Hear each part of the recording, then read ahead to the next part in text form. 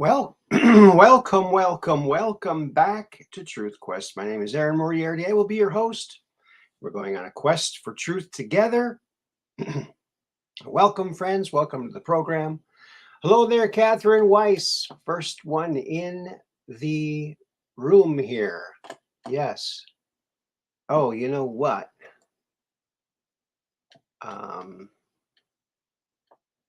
Yeah, I got to do that. There. That's better.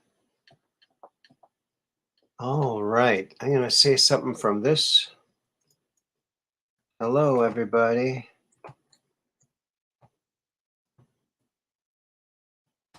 And a heart. Because the hearts only work when I do it on the YouTube. Hello, Yvonda. Welcome to the program. Welcome to the show. Good to see you here. Yeah, you're the second person here, third person if you count me. If you count me. There you go. All righty then. Oh, I hope you're all having a wonderful evening. Hello, Peggy Dancer. All right. Peggy Dancer is here. See, we're all stepping inside. Keep your shoes on. No need to take your shoes off here. It's my hope that as you walk through my house, maybe some of the dirt will stick to the bottom of your foot and it'll leave my house. There you go. That's why you always leave the shoes on. Isn't that right? That's right. All righty then. Well, let's give the early people a little treat here. You get to see things the other people might not see. They come a little later, right? That's right. You know, are you ever on the intranet and you come up to one of these screens where it asks you like to answer this question and it's like you're like puzzled because from your point of view might be different? Check this out. Hello, Mud Rabbit. Yeah, when you're trying to answer a question, but somehow there's more than one answer possibly from your point of view, this is what happens a lot. See if you concur.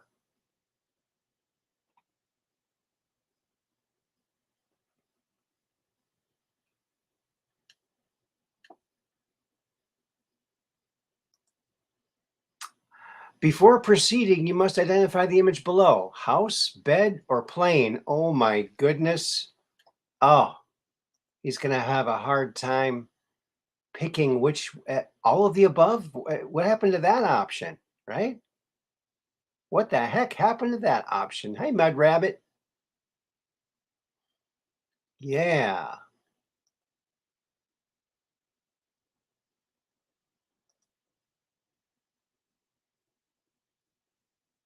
Everybody's so nice here. It's just a lovely place.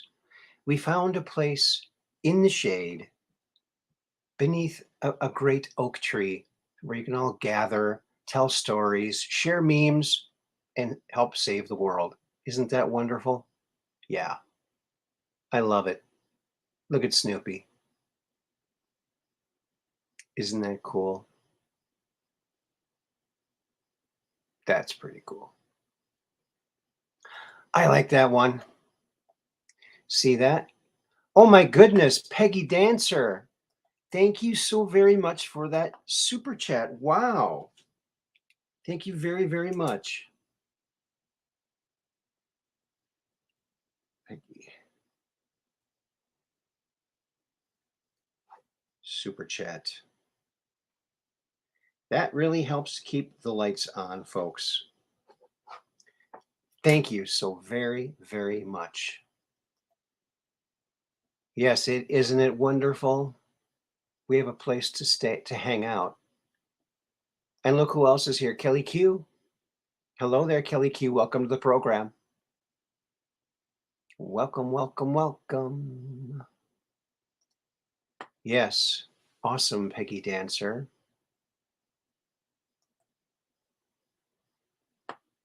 We had Catherine Weiss give last time and Peggy Dancer give this time. This is awesome.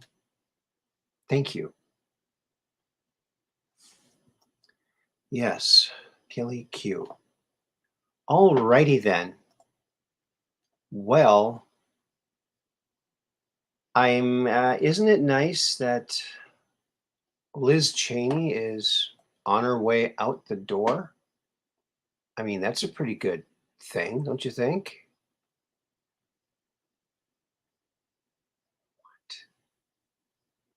What? That's a pretty good thing.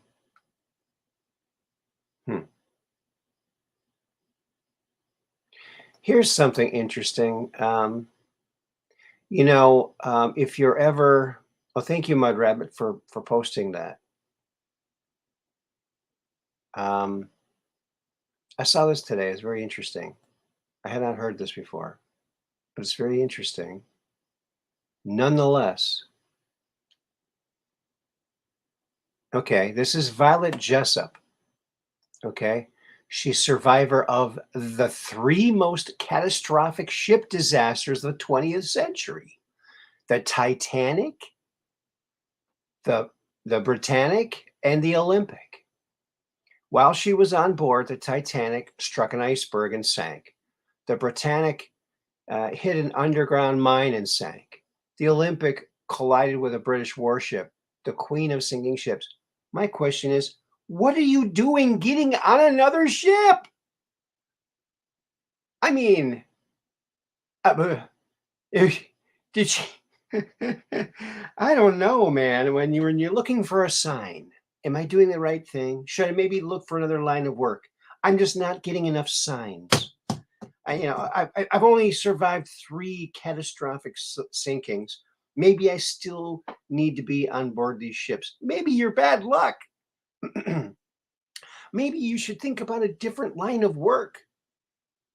Yeah, I don't know.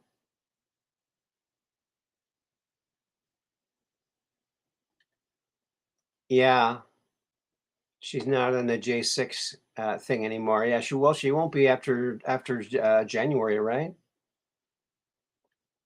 Oh, she's just dripping deep state, dripping deep state. Why was that woman on another ship after the Titanic? I mean, wouldn't that have been enough? Well, you're gonna double down. You bet. Oh, I'll bet you the next one I'm on sinks too. Maybe she was betting. Maybe she's the one that caused. Maybe she was making money on the side, sinking these things. I don't know. What do you guys think? Oh, you look so innocent in your little nurse outfit there, but maybe, who knows? Queen of the sinking ships. Incredible. Incredible. Just incredible, I'm telling you.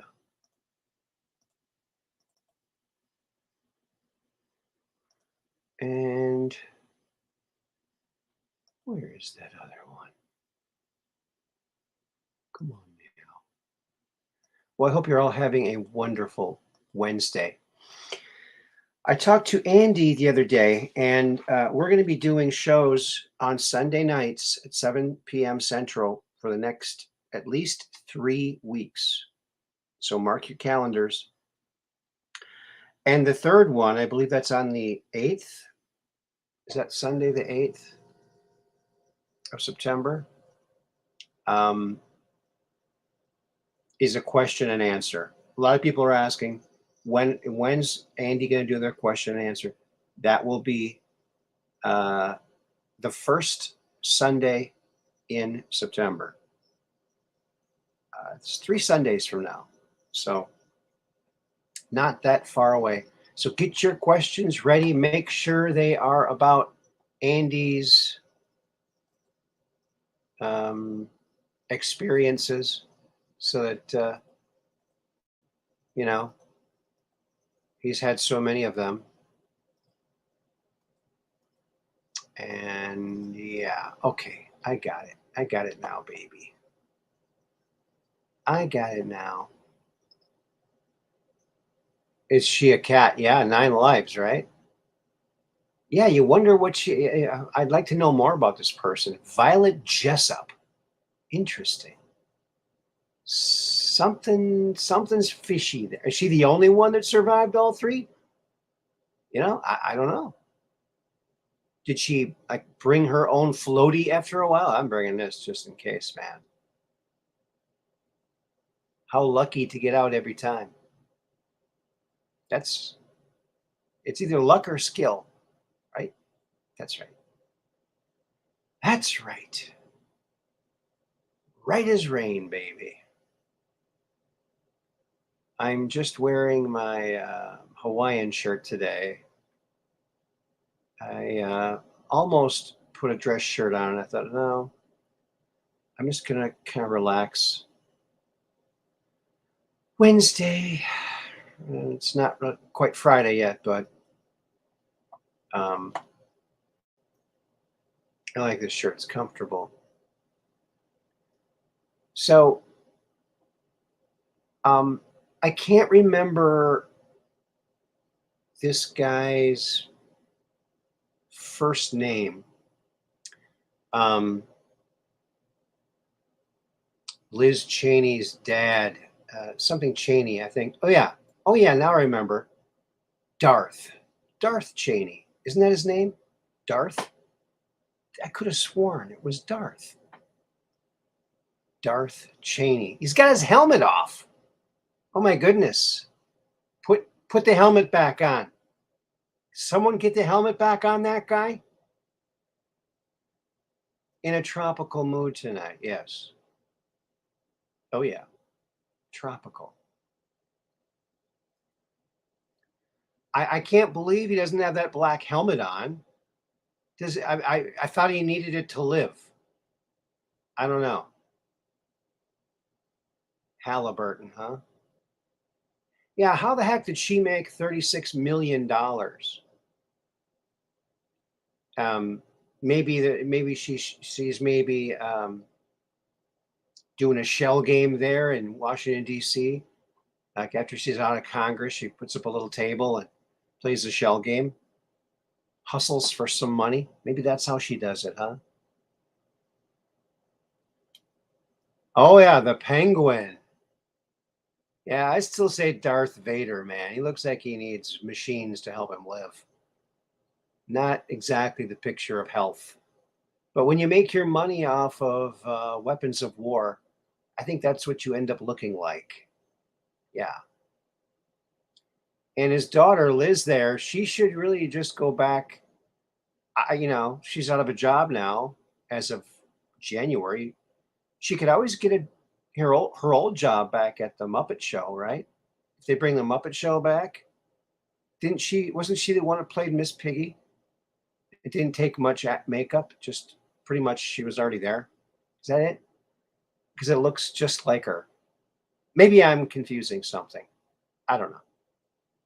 Anyway, for sure, she's a Muppet, a puppet of some sort, don't you think?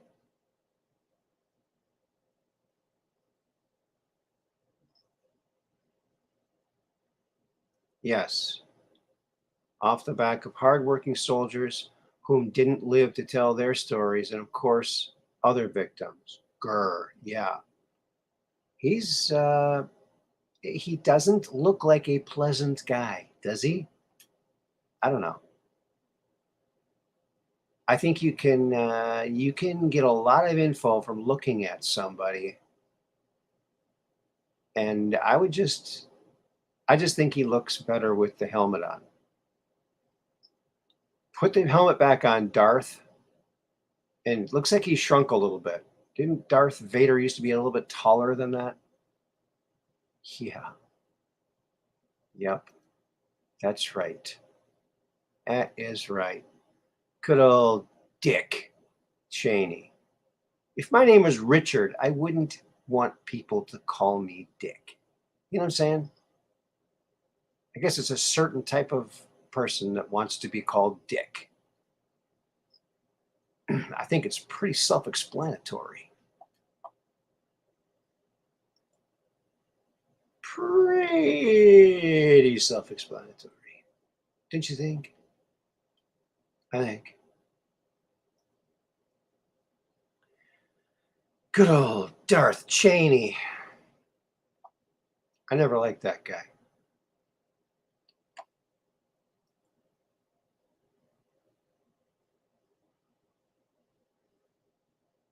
Darth is going to need a bigger cape. That's right, Mad Pogue. Welcome to the show, Mad Pogue. All right. Well, here's a blast from the past, folks. This is back when America was, industrious and making headway in the world, leading the world, things like that. Things like that we do when we have a good president. And check this out.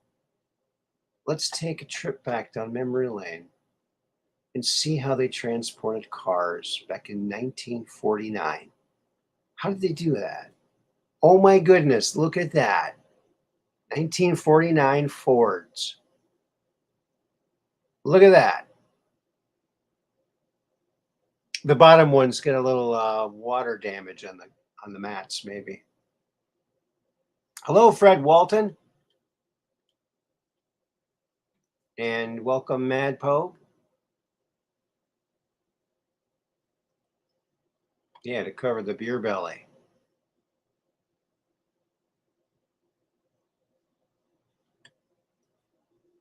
Yep.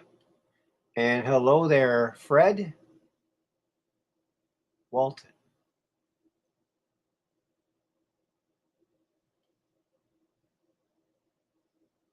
Yes. Awesome. Yeah, isn't that a nice little throwback to yesteryear? Look at that. Isn't that just awesome? Can you imagine what that thing would be worth now? It's like, it's over 100, I think. 1949 Fords. Wow. Brand new. Hope it doesn't tip over. Oh, that would suck, huh? Yeah, you're going to say I wouldn't buy one for the lower deck. Yeah, it smells like fish. Hey, there's fish in the trunk. Yeah. There's a dolphin in the back seat. But yeah, that's back when America was industrious, when we were actually, leading the world, doing industrious things, like creating lots of automobiles without computer chips. There's not one single computer chip on those cars. And they sold. They can make them without computer chips if they wanted to. They've done it before. So why don't they? Gotta wonder, huh?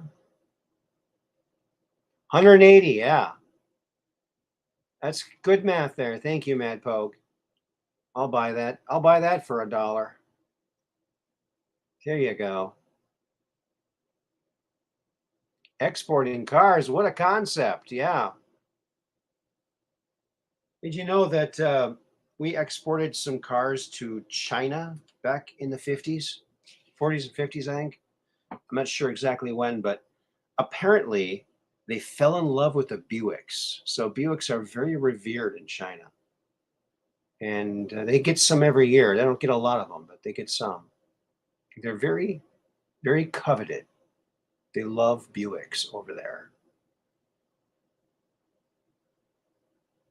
Oh, see, Mad Poke's got the right idea here. I have a truck with 0 sensors, 0 electronics. Yeah, you don't need it, right? You don't need any of that crepe paper, crepe Suzettes. Yeah. I liked that picture. I love old pictures of America doing cool stuff, because we kind of start talking about greatness for our country again. I like that when Trump says that. And Mud Rabbit doesn't want a new car. I was working on my car. I have a 2008 HHR And I had to take the BFH out there to it today. For those of you who aren't in tuned with tools, a BFH is a very technical term for a big freaking hammer. A big freaking hammer. And the reason I had to do that was because, well, a long time ago, I hit a deer. Well, actually, I've hit a couple deer with that car. And the fender is still bent, is dented up, okay? And I have a new fender, but I haven't replaced it yet. I'm waiting till I hit another deer. But what happened was some of the structure on the inside got pushed in. I just had new tires put on the front, actually used tires put on the front. In fact, they didn't have the exact right size, so I had to get a little bigger. But that's a problem because now the tire rubs on the infrastructure that is now invading the wheel well area.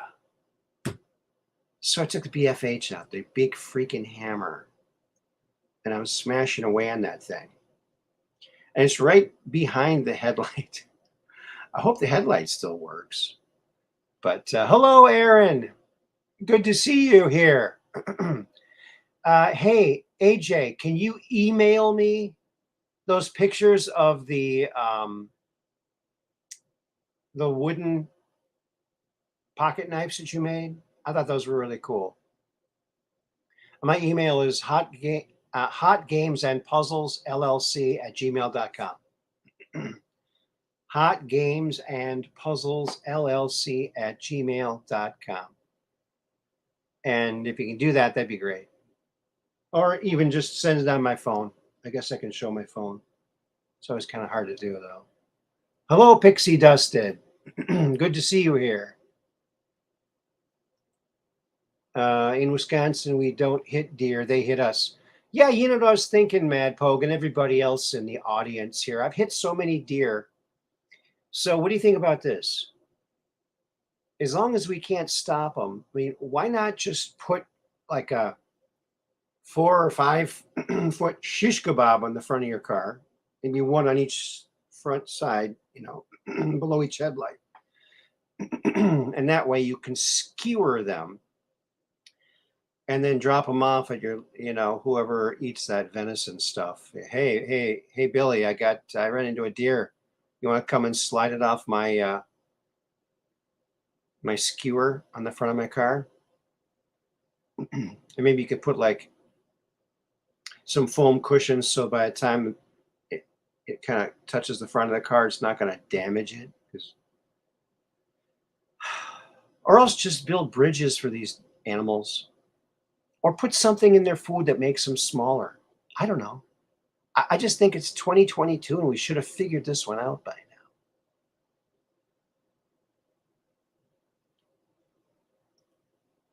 now. Okay. Pixie Dusted says, hi, Aaron. Hope you're doing well. I live in the deep south. That's a brilliant idea. Deer aplenty doing here. Yeah. You could just, you know, pull up in front of a of a fire and cook it right there. Right? Hey, Fred's got the idea of a cow catcher for the front of your car. Yeah, like the old trains had, right? The cow catcher. You've only okay, Mad Poke. I've only crashed with one in my Saturn. It was totaled. But I put it back together in my driveway. Oh, that's awesome. Those Saturns, did you know anything, you know, something about Saturns? It's funny you mentioned that. But the original prototype that GM built in 1981, you can look this up on the intranet. See if I got it right. They built a prototype for this new idea where you have the price right there. There's no negotiating price. It's the bottom dollar. Everybody gets the bottom dollar. And all these other innovative things about the way they're sold. But the prototype in 1981 had one feature that they decided to decline, and that was they got it to go 100 miles per gallon. Yes, you heard me right, folks. In 1981, General Motors was ready to roll out, or getting ready to roll out, and they had a prototype of this Saturn vehicle that got 100 miles to the gallon. I guarantee you one thing. If they would have kept that part of it, they'd still be on the road. They'd still be selling them. People would want them. But that's the one thing they decided, well, let's not do. We'll keep the price, no negotiating price. That's pretty cool, but we don't need the 100 miles per gallon feature. No, let's tamp that down. Let's get the normal 22. Yeah, something, better, like 22, not 100. That's overkill.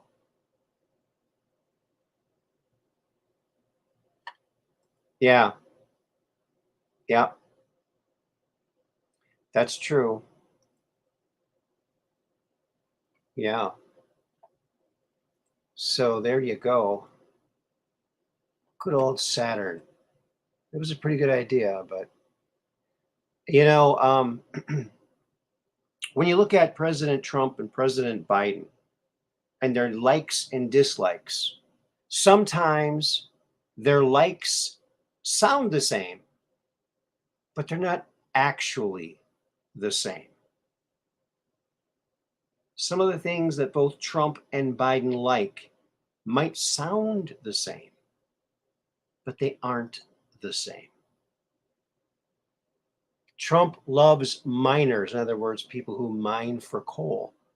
And then Biden loves minors, in other words, small children. Yeah.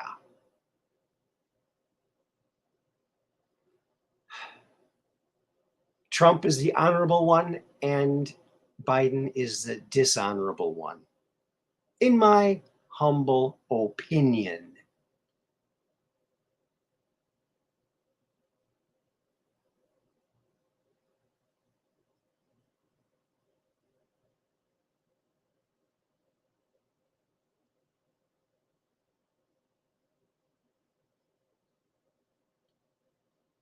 Oh, you had a Saturn too? Love my Saturn. My son rode his dirt bike right in the side, no dent. Yeah, my Fiero, all my Fieros I had 3 Fieros, or 4, 3. Um, you couldn't dent them either. Kick them. I'd run over top of it, run over the top of the hood, and jump to the other side and jump in like Batman. No problem. Yeah, that's the way it should be. And Saturns were like that too. Yeah, they never rust. It's just like the Fiero. I think Fiero was the first one like that. Yeah. Look at that. They both love miners, but spell differently. See, this is why spelling is important, folks. Make sure you're spelling it right. Make sure you're spelling it right. Sounds the same, but it's not. Not quite the same. I'd say it's a lot different. A lot different. Yes. Hey, AJ, you should call in if you're still around.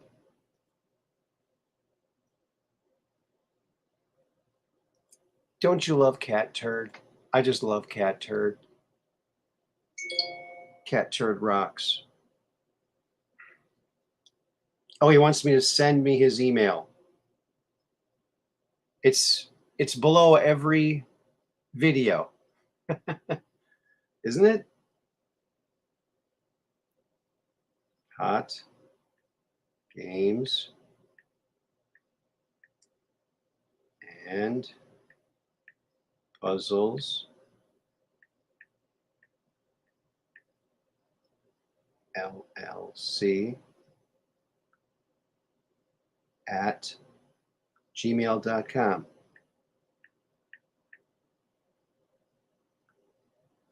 Oops.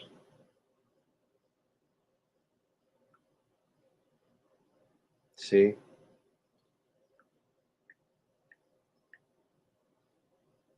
There you go. I just sent it to you. And Mud Rabbit just put it in the thing there too.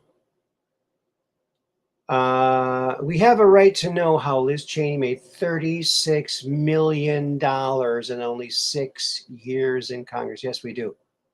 This is the opposite of serving the people. Where did that money come from? Inquiring minds want to know. Yes, Mud Rabbit is always faster. Mud Rabbit will always be faster than me. I promise you. Hello, Dark Brain.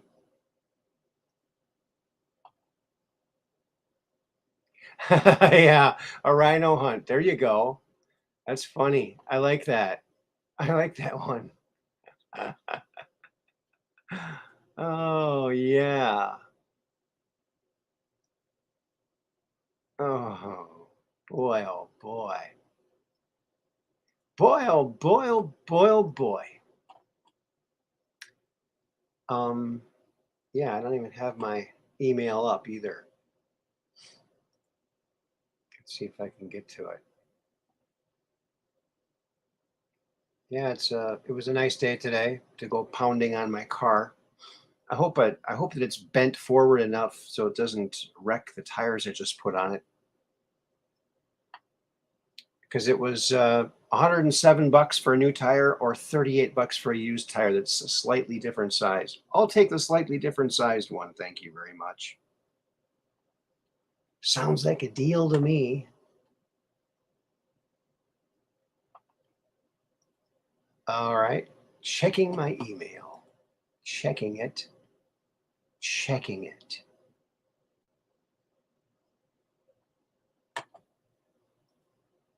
Yeah. Imagine if all that money corrupt politicians paid themselves was funneled back into the people. Yeah. Yeah. Maybe we wouldn't mind so much if they just cut us in on it, right? Hey, just give us half. No, we don't want corrupt people in office. They should be audited every year. Mandatory and womandatory.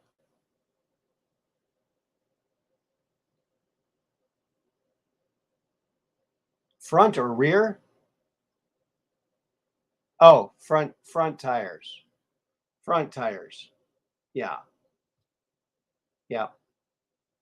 So I was out there smashing that whatever it is, piece of metal that was hitting the tire because I hit the deer a while ago, but with my other tires, really couldn't tell. Audited with term limits, yes. Yep. 2 terms max, maybe 3. That's it. Then you're done. And it doesn't matter if you change your name or whatever you change. Still the same person.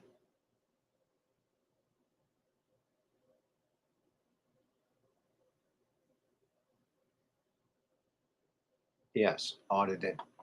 Yeah. By the people, for the people. I think that people would love that. I think that people would really, really like that.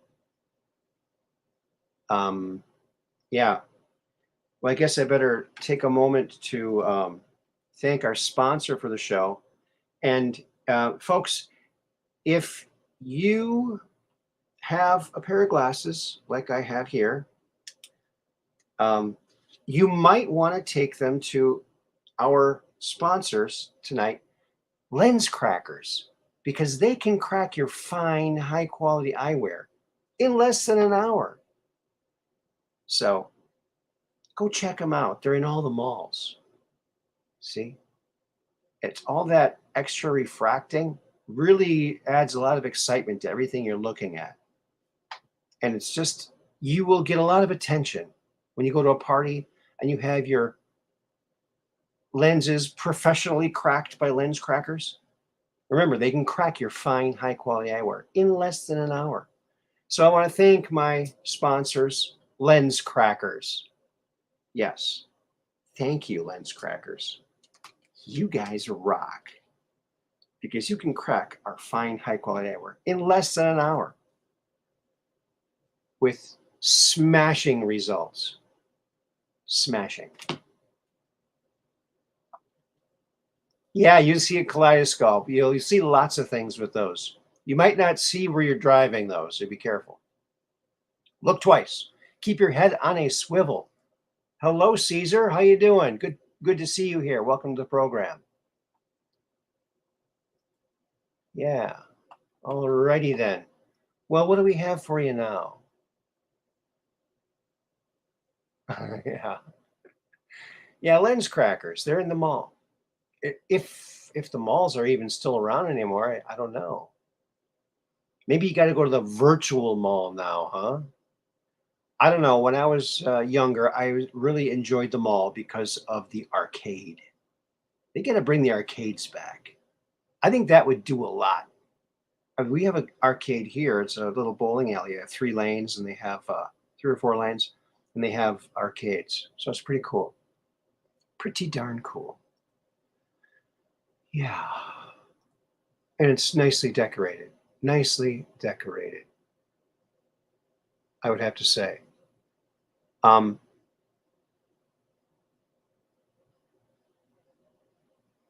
There's some good news, folks. Good news.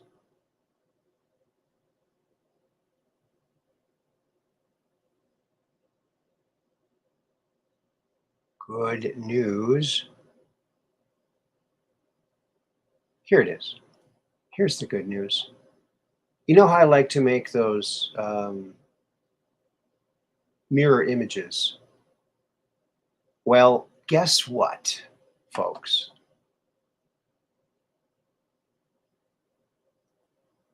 NASA makes their entire media library publicly accessible and copyright free.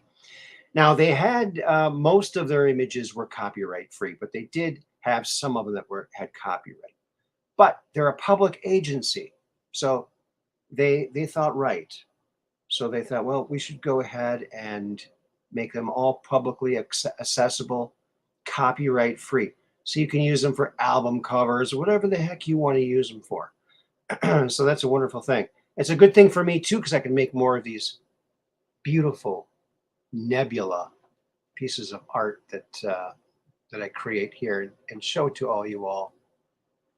So yeah, whether you're an expert astrophotographer or just regular space nut, I think we would qualify as space nuts.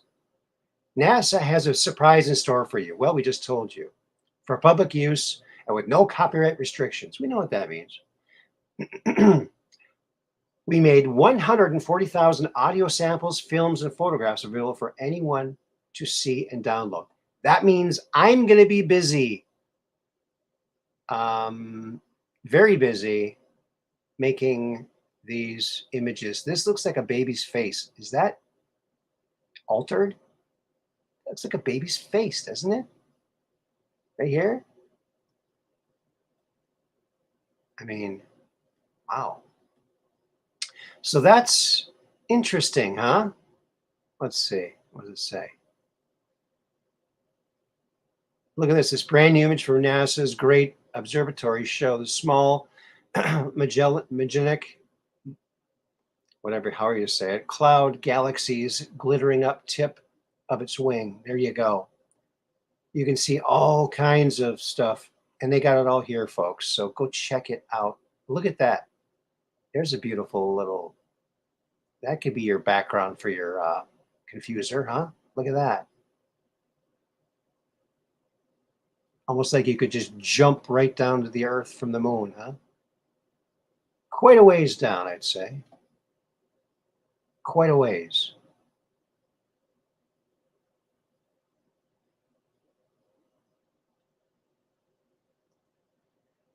Yes, sanitize for your protection. Yes, we don't want any anomalies there now, do we? Yes, you're right, Mud Rabbit.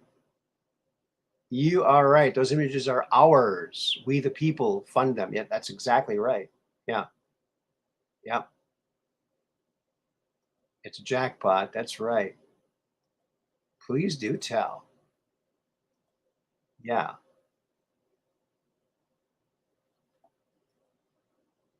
Remember the scene of the infant's face? Yes. Yeah. Crazy stuff, man. Wild, wild stuff. So there it is. There's that. So how do you like that? That's some good news. We like good news. We love good news, don't we? Yeah, we do. Okay. I think we might have a little bit shorter of a show today, folks, because still a little bit in pain here. Um, yeah. So working through it, just working through it, baby. Doing the best we can. Well, Red Pill had an episode of Occam's Razor today, first one since the pit. So that was very interesting. I encourage you all to go look that up. Also, our good friend Bruce Stephen Holmes, Timeless Voyager, is doing new podcasts now along with his old ones. So he's doing new ones. So go check him out. He's doing some awesome work. So share him around and subscribe to his podcast, Bruce Stephen Holmes, Timeless Voyager. Go check it out.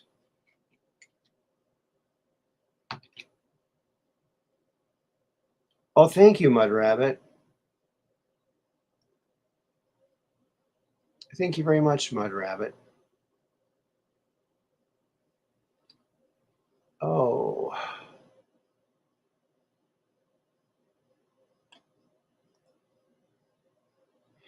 Here's what it feels like sometimes, folks. Yep.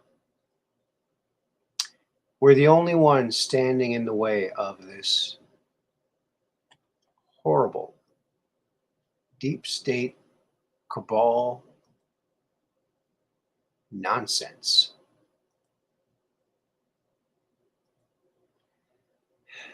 Yep. But we do it with class too, don't we? We do it with classy memes and oh, thank you, Mud Rabbit. Look what she did.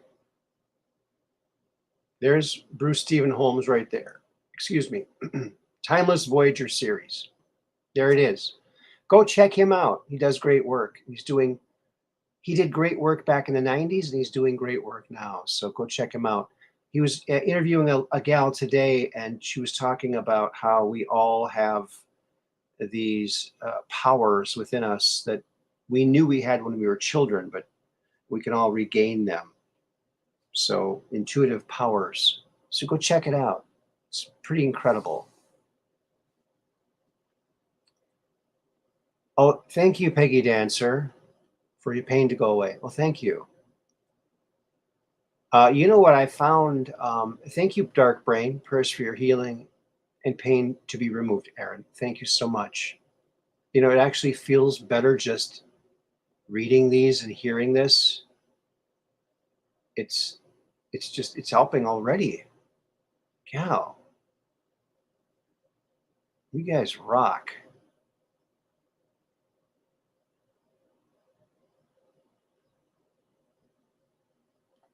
Yes, it's Bruce Stephen Holmes. Bruce Stephen Holmes. I think he's using his middle name now. Bruce Stephen Holmes.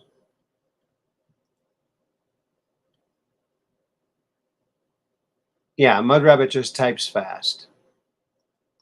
Rabbits do everything fast. That's why she's so quick. She's so quick. Oh, I put some nuts and some fruit, some dried fruit out on my deck today for the little critters out there. And as I was walking by during the day today, I saw a squirrel eating them.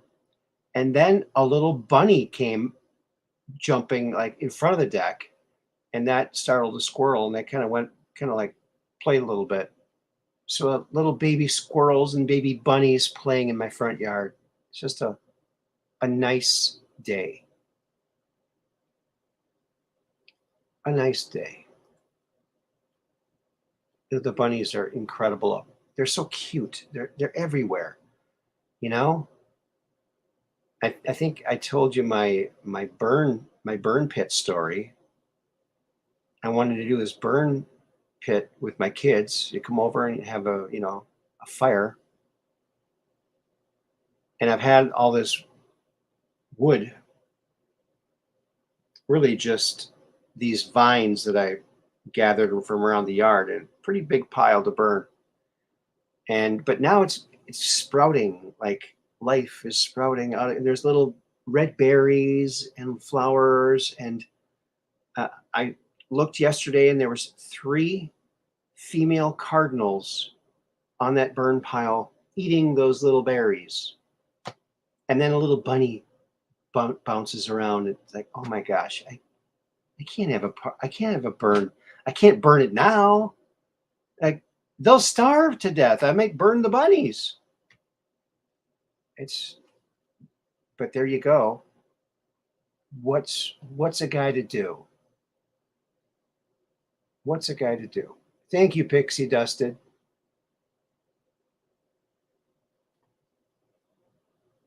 Hope I feel better. Yes. Oh, good night, everyone. It was nice for you to be here. Thank you so much.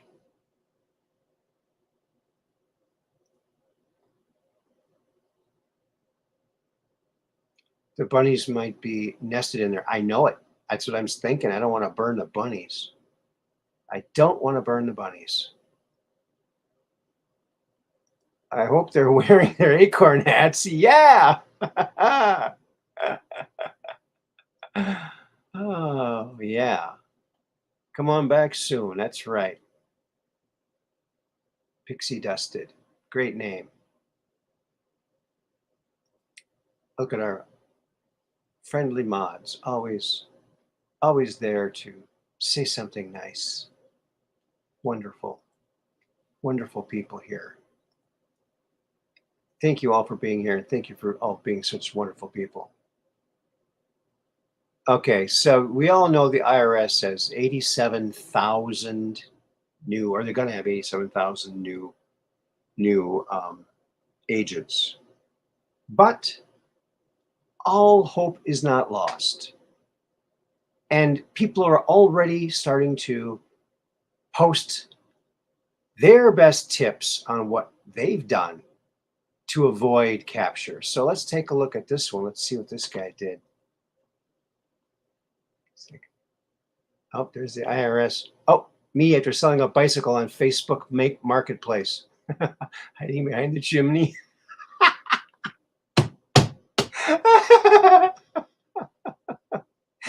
Oh, God. Oh, now I got the hiccups. Oh, boy.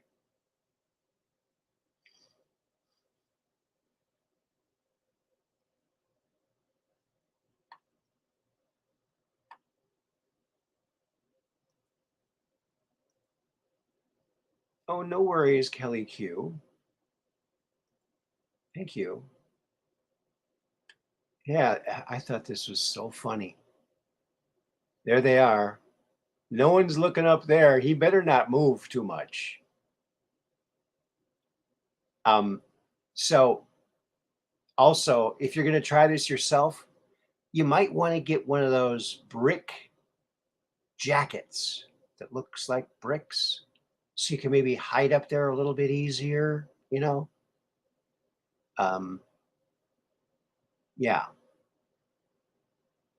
Or maybe you could make like a faux fire chimney, and just go on top of the house and stay inside of it like a little house that you built. Yeah.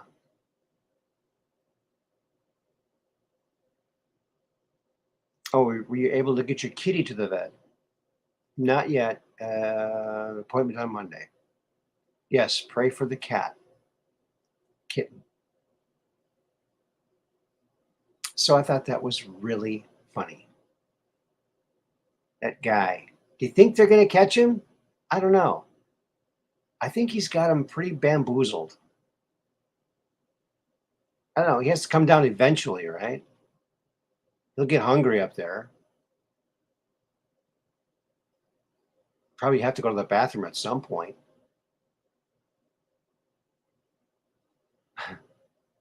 If they're in the house and he's walking around, they might hear him too. That might not end well. It might not end well.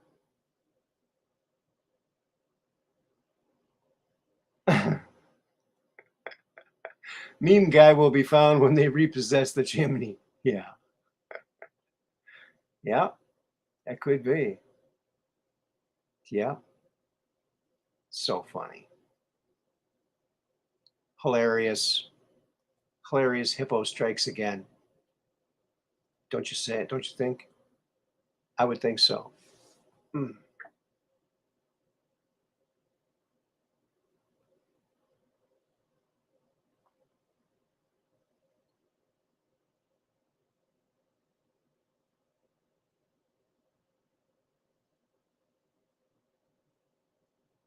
Oh, why didn't the other one go up there? I only have.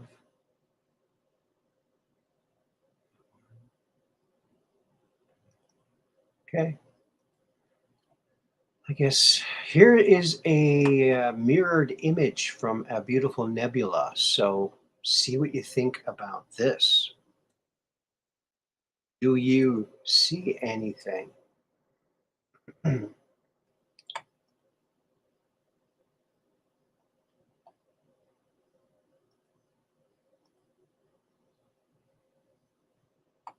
Yeah.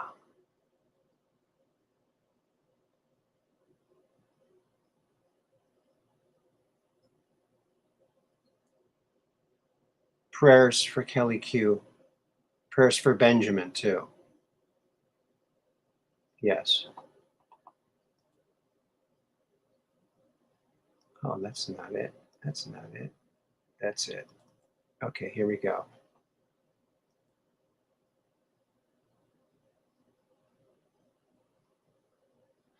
All right, here we are. Tools, color.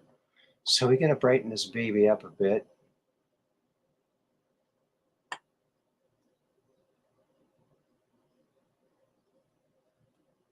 Brighten it up. Give it a little more color and a little more dark. It's always the formula for coolness in these images. Ooh, there looks like a some kind of a cat or fox face up here that I can see. Looks like some kind of little Buddha or something here. Some kind of statue. See what people think. Lots of colors, yes.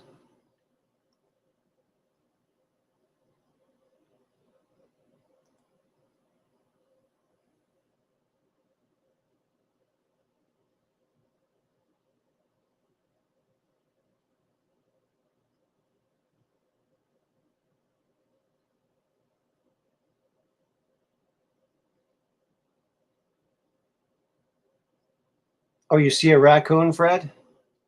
At the top there? Yeah, it does look like a raccoon. You're right. Owl on top. Yeah, it could be an owl too. Yeah. Interesting, huh? Just beautiful. I love these things. Very cool. Well, let's flip this thing, eh?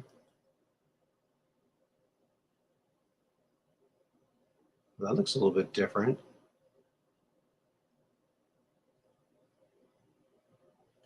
A little bit different. See a parrot with his wings spread. I think that was before I flipped it.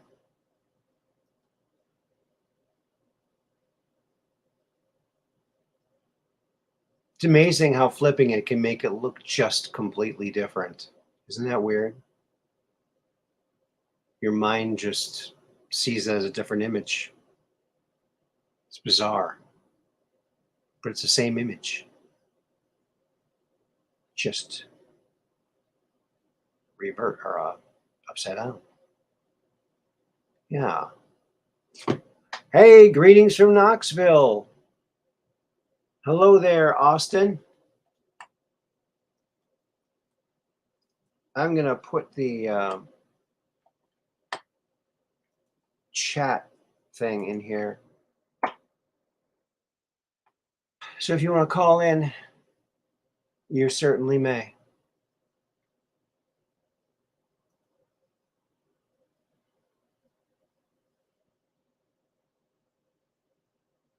The IRS will never come or call to your house. Oh, that's good. Hello, Cheryl. Good to see you here. Welcome to the program.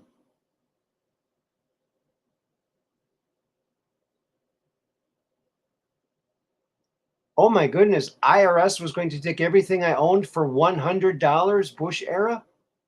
Terrible. Horrifying. Horrifying.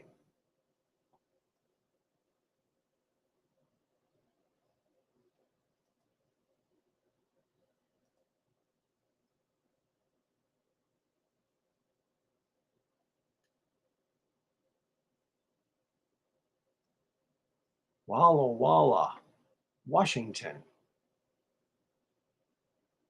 Up 3, good to see you here.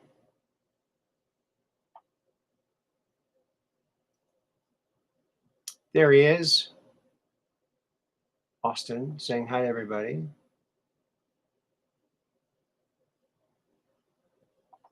Yeah, so I thought that was a pretty good one. And that's another one. Another. And we got another one here for you.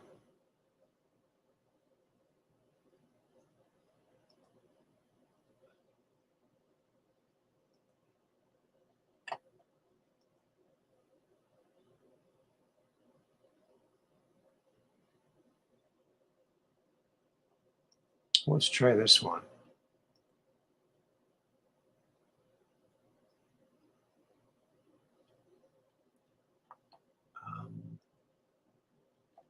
We gotta get it bright. We gotta get it bright, baby.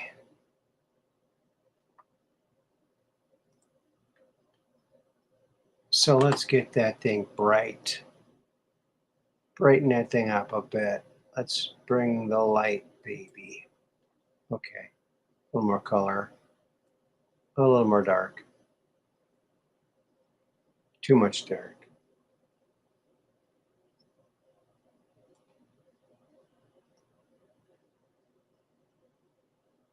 Looks like a baby in the top there with a blue belly and blue legs. Here's the baby's head, like a little girl with little pigtails up here, or little, her hair all done up.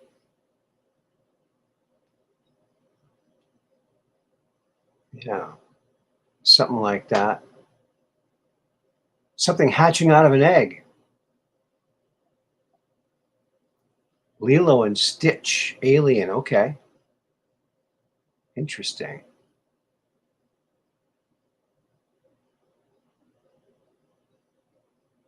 Oh my goodness. I was on fixed income. I had to borrow the money. They were vicious. Terrible. Tell them it's just dirty paper. Tell them it's just dirty paper and they can print it anytime they want. So why are they bothering you about it? It's just dirty paper. Right?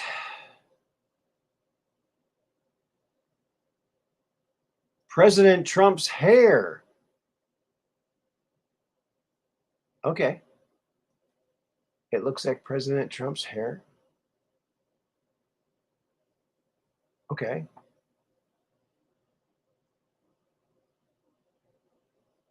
You love the purple and the gold. Yeah, that is nice.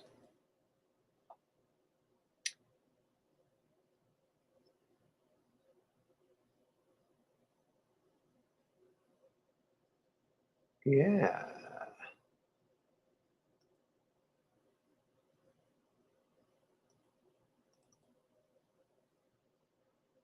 Should we zoom in on it a little bit? Zoom, zoom, zoom.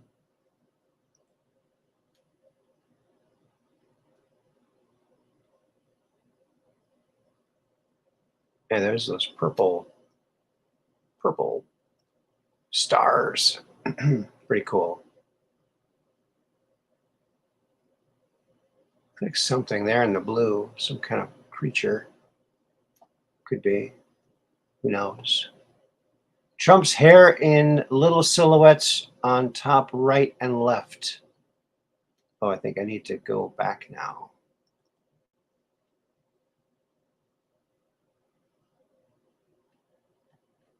We need to go back.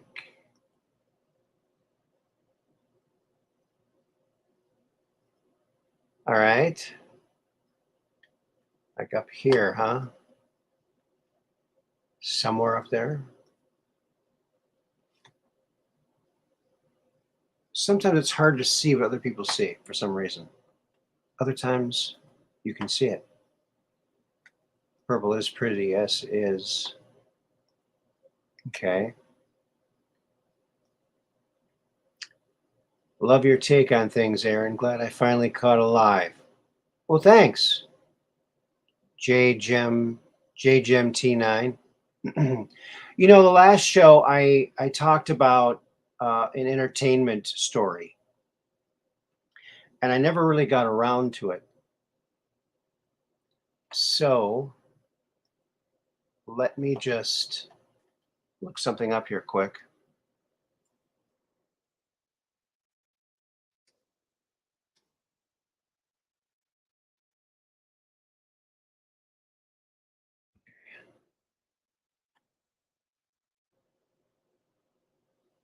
So many years ago, many years ago, back in the big 80s, okay? Back in the 80s,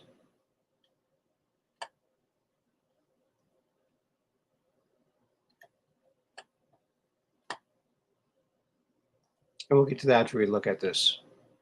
But yeah, it's something interesting that you might not know that was an interesting thing that happened back in the big 80s, early 80s, early to mid 80s. There you go. Let's see. I see a praying golden-haired angel holding all of eternity in her hands. Oh, really?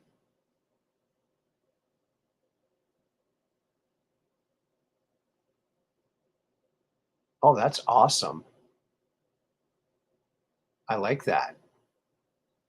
I think I can see it too. I'm wanting to see it. Yeah, you can look at these things forever and, you know, still find new things.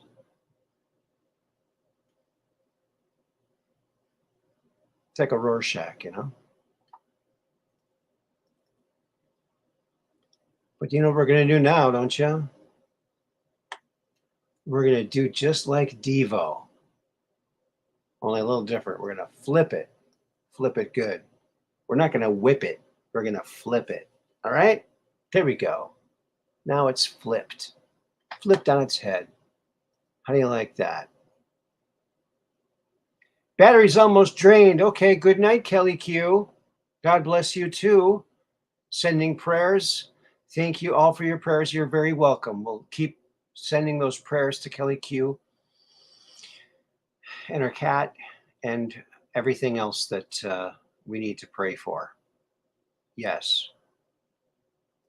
More fun than a Rorschach, yeah, because no one's judging anybody here, right? Looks like a manta ray. All right.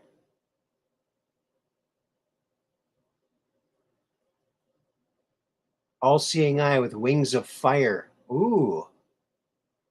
All-seeing eye with wings of fire. That sounds like a poem or a song. You could make a song out of that. Ooh, very dramatic. It appears to be a purple-eyed reptilian holding the universe in its mouth. Whoa! Oh, I gotta move this so I can see that. Oh, yeah. Wow. I think I see that. Purple-eyed. Maybe it was before I flipped it. Interesting. Thank you, Kelly Q. I already feel a little better. I think you guys' prayers are like a very, very potent, and you could probably send out bills after you pray because they work. Okay.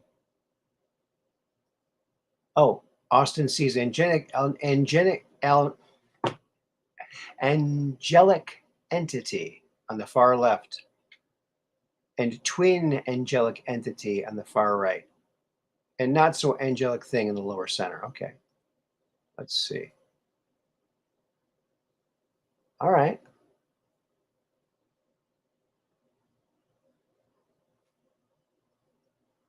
A purple-eyed frog guy. There you go. A purple-eyed frog guy. That sounds like a song too. Well, I bet you can guess what we're going to do now. Wait a minute. Did we already flip this one? Did we? I think we did, didn't we? We already flipped this one. I'm losing my mind. Anyway, so that was that one. We got another one here for you. Let's see what it is. Shall we now?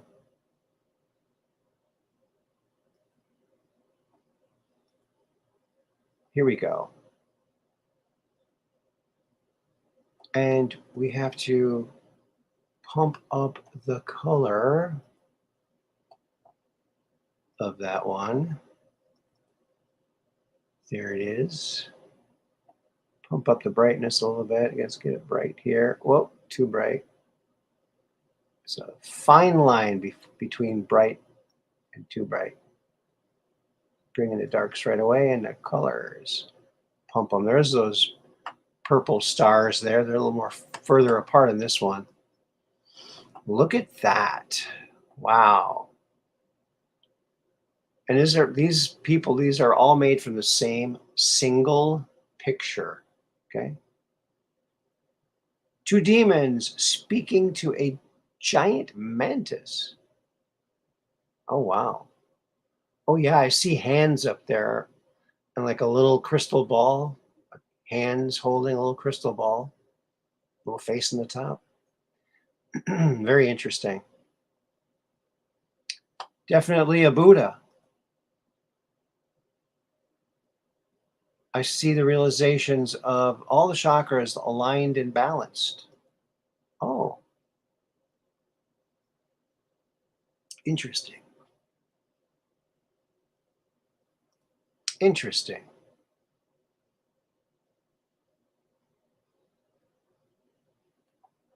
So let me ask you guys a question. Do you remember when MTV first came out? Because it was pretty cool when it first came out. They played nothing but videos, music videos. It was like a radio station with video, with graphics. It was pretty cool.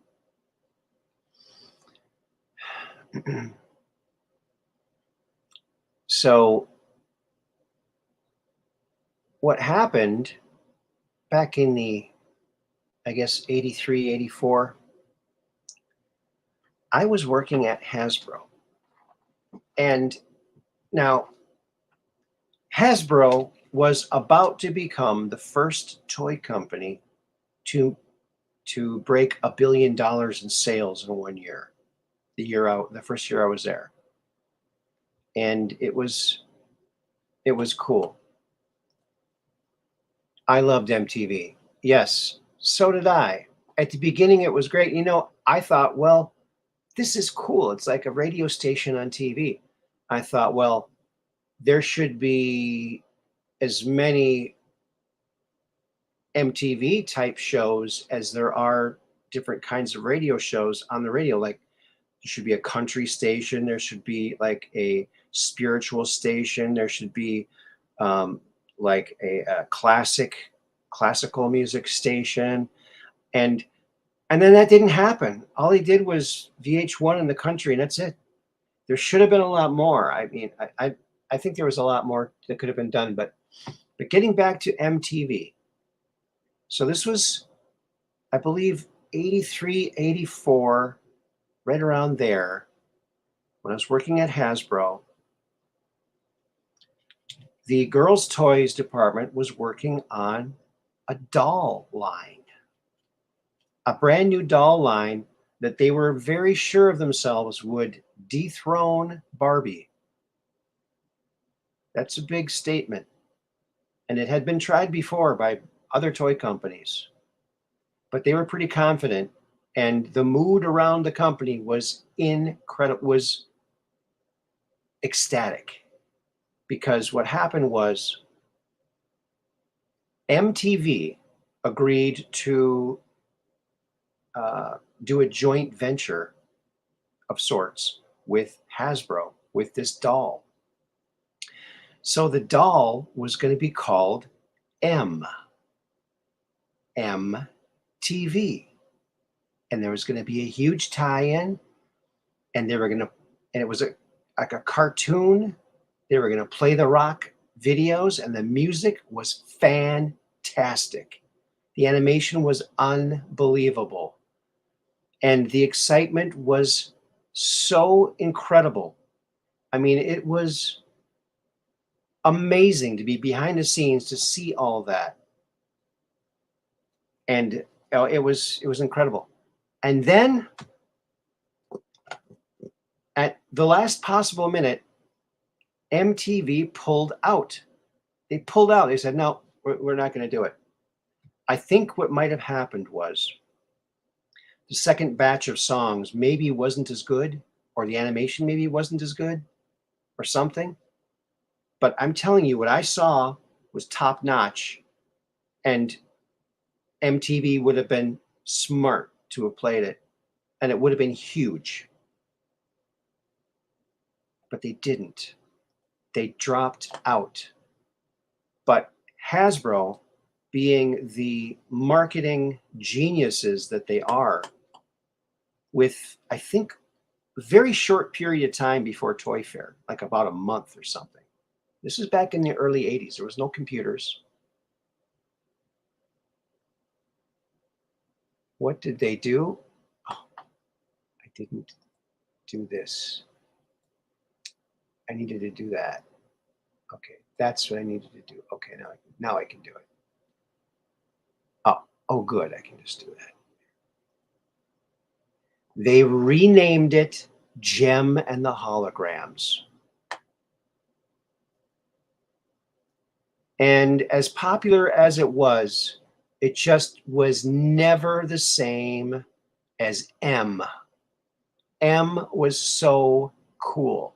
Jem is just a minor shadow of what it was, what it could have been, what it should have been. M, not Gem, M. Oh, so yeah, it was hard to get excited about it. But what was exciting was seeing how the pros there at Hasbro took that disaster and somehow, made it into something.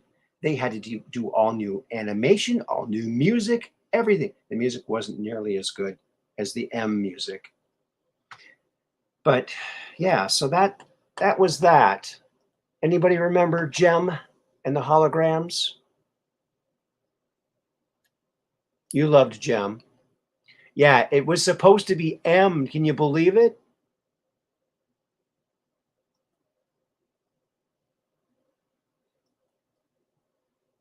Nashville Network back in those days was the country music MTV. Yes. And they got another one now, that CMT, Country Music TV, something like that. Oh, 1981 is when it started. Yeah, it was a very cool thing. Snooky. Okay. I don't know who Snooky is, but I there's a lot of things in modern culture I don't know about because I don't have TV.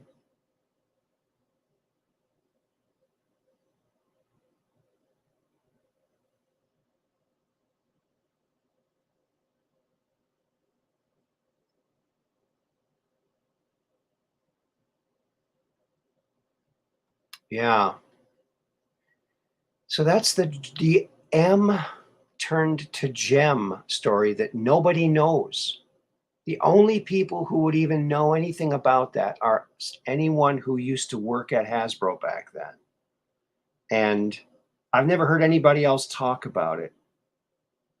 I wish I wish I could find that original animation and those original songs from M. So when they finally did put Gem out on the market, um, the only MTV remnant was they licensed the logo for the back of one of her jackets in the doll. So the doll had MTV logo on the back of the jacket, but no tie-in. Oh, you love the holograms too? Yeah. Love that cartoon. Yeah, it was a nicely done cartoon, but the M songs were better, in my opinion. In my opinion. So yeah, it looks like they did a live version of it, looks like now, like a live action version of it. Yeah, like this. Jim and the Holograms live action. But you know what's funny about this too, folks, is their idea was they wanted to dethrone Barbie, right? Well, guess what happened the very next year? It might not even have been a whole year. Mattel came out with Barbie and the Rockers. Barbie and the Rockers, and they cleaned house. I think they sold a lot more Barbie and the Rockers than they did Gem and the Holograms. Although Gem had a cartoon. Maybe Barbie did too, I don't know. But it wasn't as big of a hit as they thought it was going to be, but it still was big enough to push them over the edge and make $1 billion. They made $1 billion in revenue, and I think that was one of the products. I think that was one of the products. Um,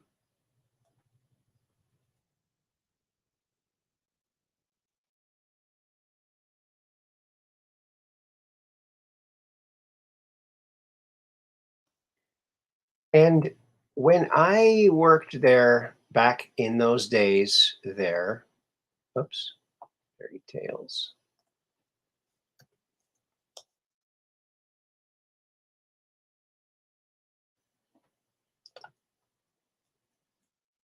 Hasbro birds.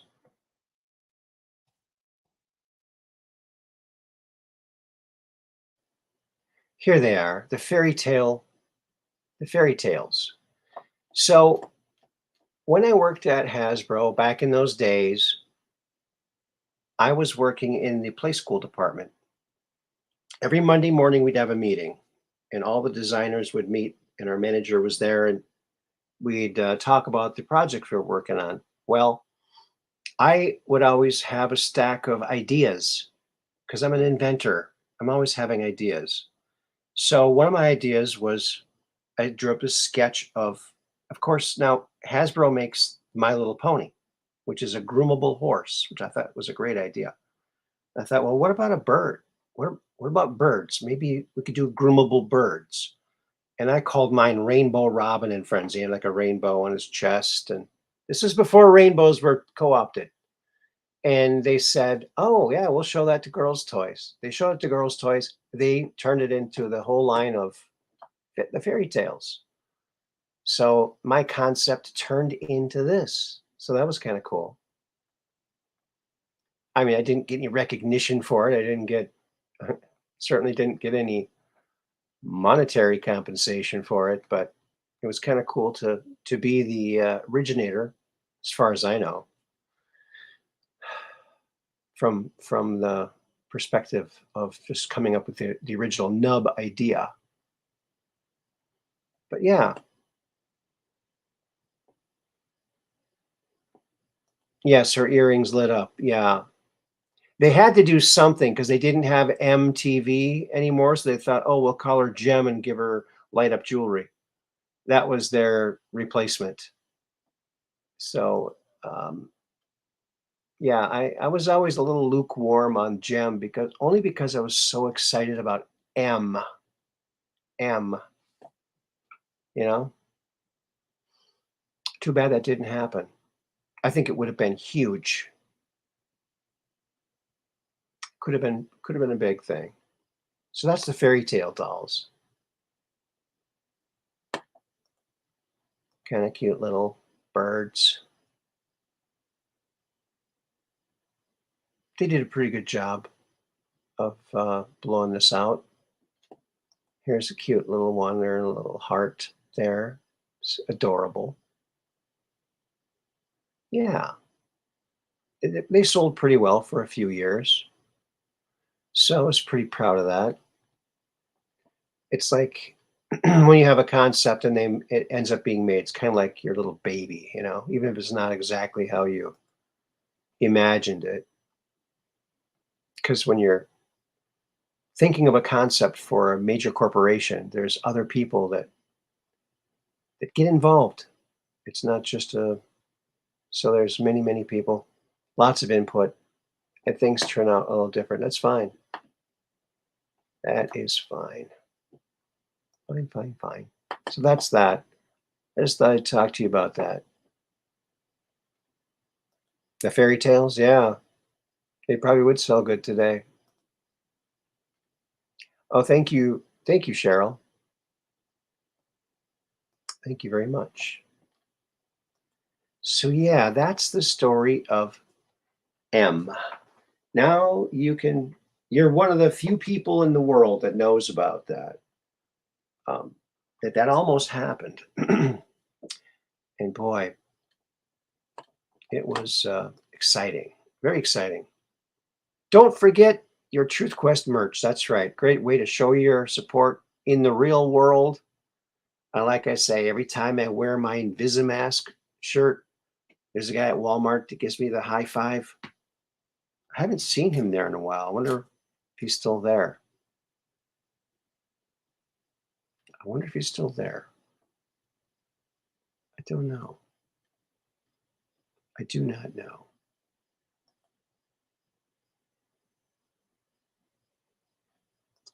Were the birds pre or post troll dolls? Well, I think the original troll dolls were in the 70s when I was a kid. So um, it was before the redo of the trolls, if that's what you're talking about. We're talking about like 1983, I believe.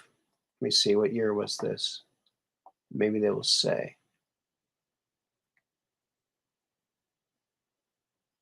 Retro. It doesn't say what year it is.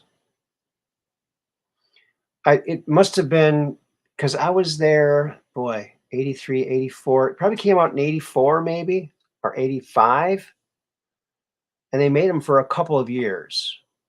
I'm not sure exactly how many years they made them, but they were a pretty good seller. I don't think they ever outsold Pony, but I think they were a pretty solid seller.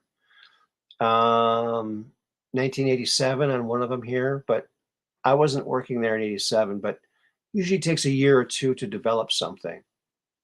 So they're not out. You're always working on next year's line. So yeah, these were cute, and they had ones with fans in the back too.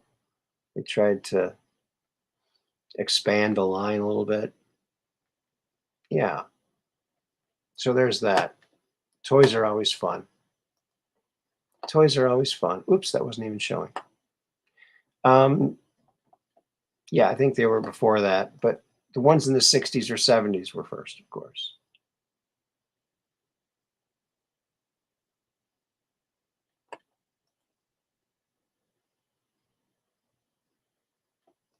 Yes, 60s. That's what I thought.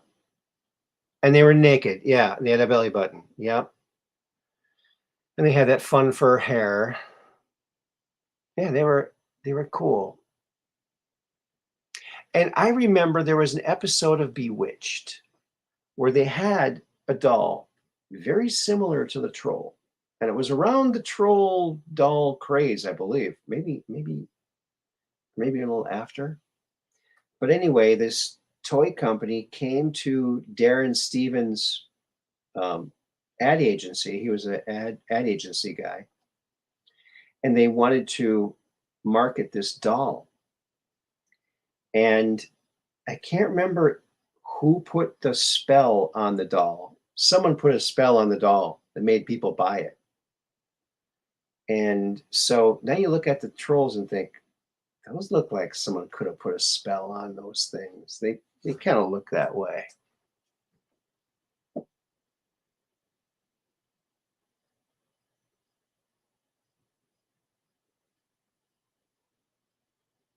And they had beady eyes. Yeah.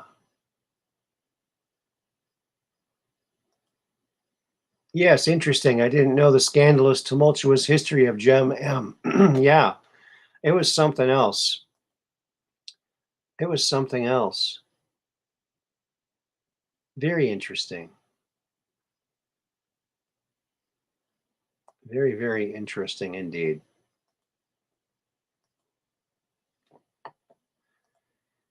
Yeah, it was a fun place to work. We're all getting a little older, folks. We're all getting a little older.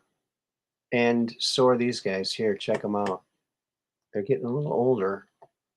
There they are. Captain Kirk, Sulu, and Chekhov. They're still alive. They're still protecting us in the Starship Enterprise. So you can rest easy tonight. Rest easy, my friends. Oh, the mother-in-law put the spell on? Oh, okay. Okay, I think I vaguely remember that now. And then when Samantha found out, she was probably upset. Oh, why did you do that? Oh, what does it hurt? Yeah, she's always like, wow. Yes, the original series is timeless. That was a great show. They made great shows back then.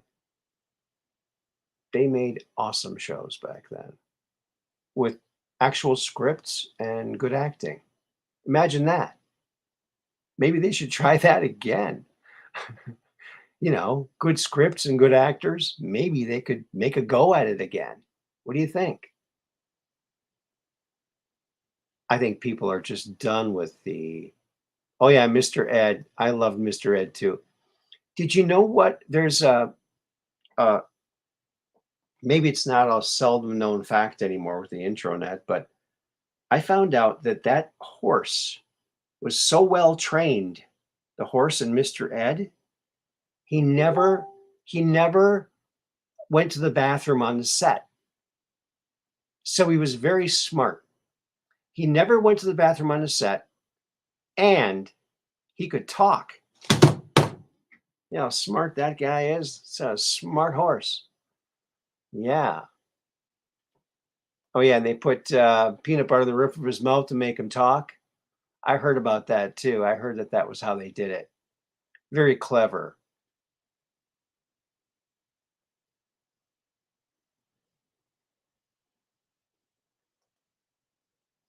Dark brain. Sulu, oh my. MAGA hat detected, Captain. Shall I engage photon torpedoes? Oh, really?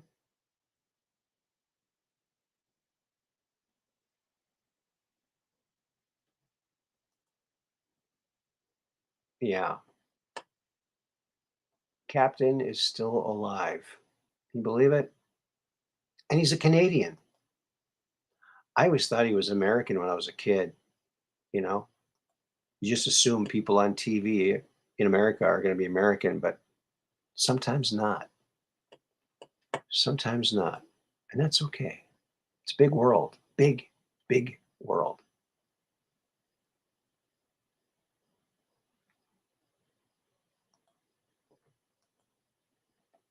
And here's Pluto. Don't you love Pluto? Now, I haven't seen this angle of it.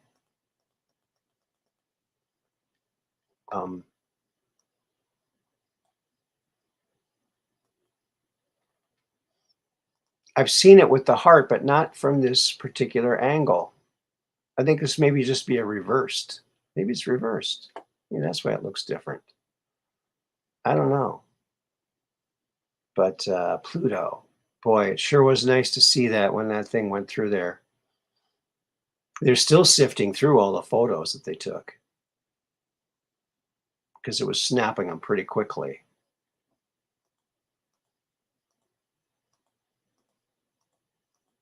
All right, Pluto, where are you?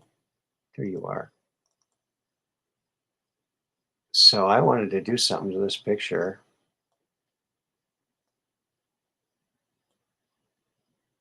Blast it out with light, and there's nothing around it. Nothing. Maybe something around it. Not too much, though. Oh, it's starting to pixelate already. Yeah.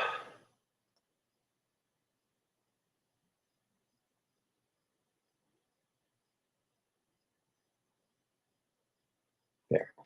Pluto. Don't you love it? Pluto is pink. Is it? Huh. Let's see. Pink.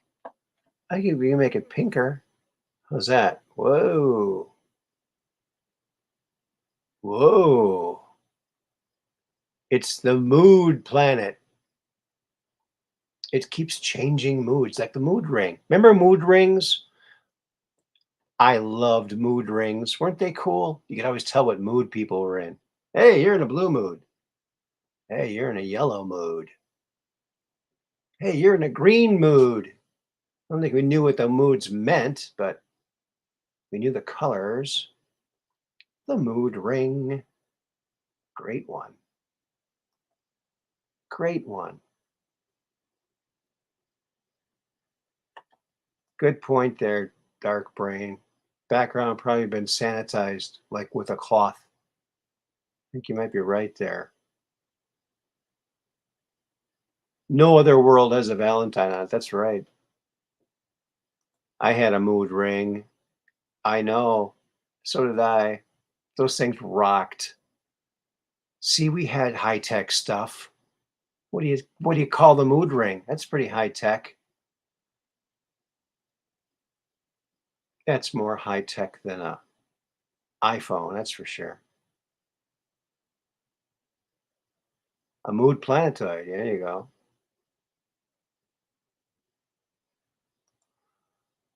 Oh, now they make mood bands. Still a ring, but the moody stuff goes all the way around. Oh, that's interesting. I did not know that. There's lots of things I don't know. Lots of things. Lots of things that I just don't know. So remember, friends, just as a reminder, we are doing Sunday shows with Andrew D. Bashago. It's The Quest for Truth with Andrew D. Bashago. And we're going to do a show this Sunday at 7 p.m. Next Sunday at 7 p.m. And the one Sunday after this next one is going to be Andy Time Travel. Wait, let me get this right. Let me get this right. I got it written down here somewhere. Where'd it go?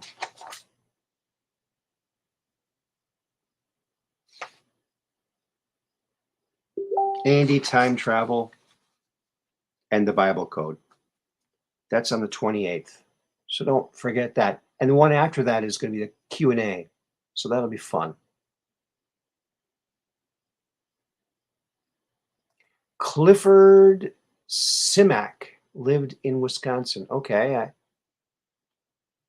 Oh, you mentioned him up here. I think part of Clifford Simak's book, Cosmic Engineers, was set on Pluto, if I remember correctly. Oh, okay. Interesting. If you want to call in and talk about it, you're certainly welcome to.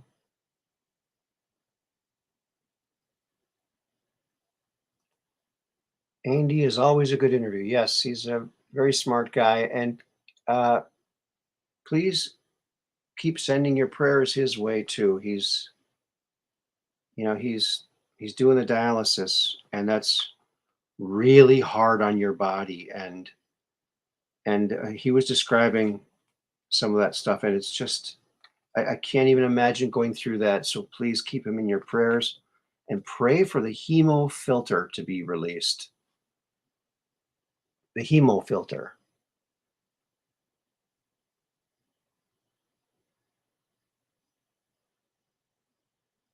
Oh, one of the great old time sci-fi writers. He passed away sometime in the 1980s. Okay.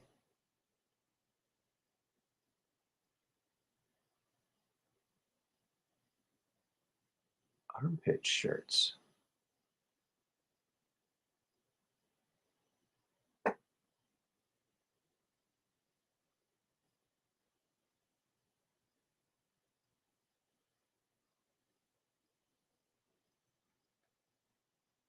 Looks like I missed some chat here. Alrighty then.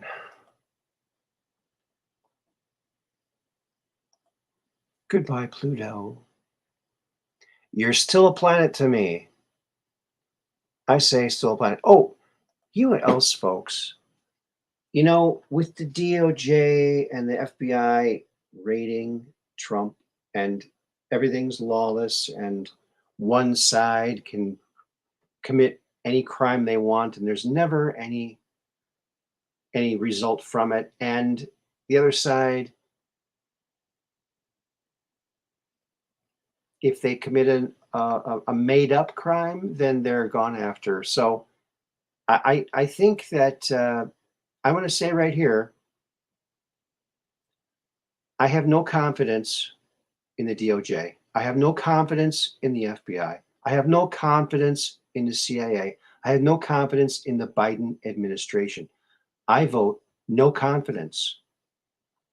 Remember on one of the Star Wars movies when they all voted no confidence, then the thing crumbled?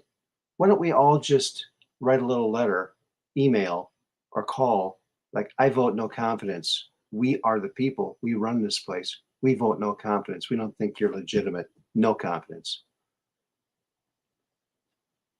We don't believe you're legitimate. I think that might work actually.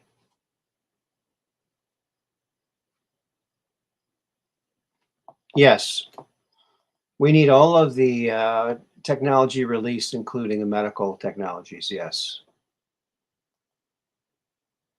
And light therapy seems to work. So look into that. Look into light therapy. I vote no confidence. All right. Yes. I vote no confidence too.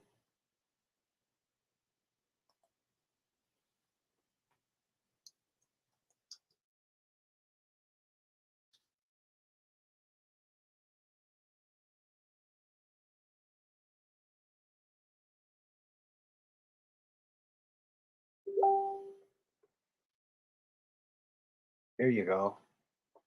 Oh, someone's messaging me. It might be one of our favorite mods. Catherine, thank you. Alrighty then. Yes, if we all vote no confidence, maybe that'll work.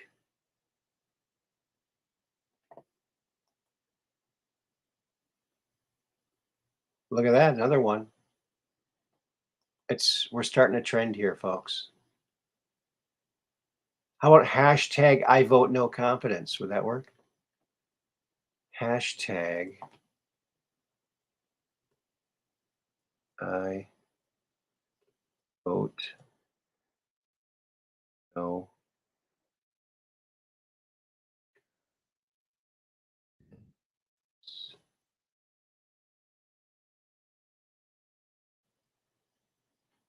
There you go. There's your hashtag. Let's hashtag them. Big changes coming. The tide is turning. Yes. The sleepers are awakening to reality. Yes. Yeah, and that's interesting you mentioned that about the tide turning. You know what I like to do? You know, whenever you have a chance to brighten up someone's day, make someone laugh, do it. Like when I'm shopping, I'm going past maybe through the detergent aisle. I'll grab one of the jugs of Tide and I'll hold it way up and say, "Hi Tide." There you go. You can have fun like that. You can have fun. I walked into Wally World the other day. We have a Walmart here. I live in a very small area. There's not a lot of options. So I do go to Wally World and they have a big TV when you walk in above you. And I always wave hello. And I always say, "Hello, everybody out there in TV land." And so this time there was a lady in the produce right there watching me, and she was smirking a little bit. And I said to her, I said, "Why does anybody else say that?" And she says, "No." And I said, "Well, I think they should." And she goes, "Yeah, I think they should too." And she was smiling. So that's what you got to do. Have fun, make people smile. Um, yeah, smile. That's all you need to do. Don't wear the stinking mask. Wear the Invisimask. That's the only mask you need.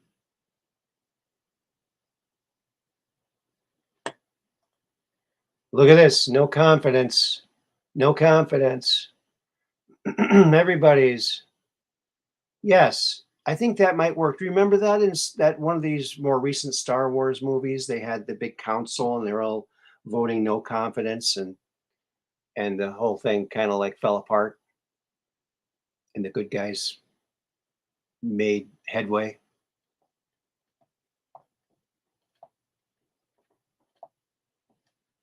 Yeah.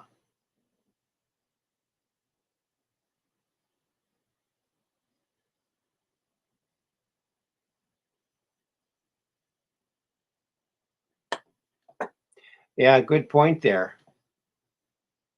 JGMT9. Yes, the hashtag would work right up until the point they censored it. Yeah. These censors, all these censors need to go back to China where they came from because homie don't do that. Homie don't do that. America don't do that. No. Because, and I've said this before on the program, I remember maybe it was decades ago, a decade or two ago, maybe more, when when the intranet started to really start raging, started going good. And then we were hearing stories through the news years ago, many years ago, that in China, the Chinese government actually restricted their people from seeing certain websites. And every American was like, "What? How could they even do that? Why would they do? Why would they do that? How could they do that? That sounds stupid. Thank goodness we're here in America, and that's just some, crazy foreign country.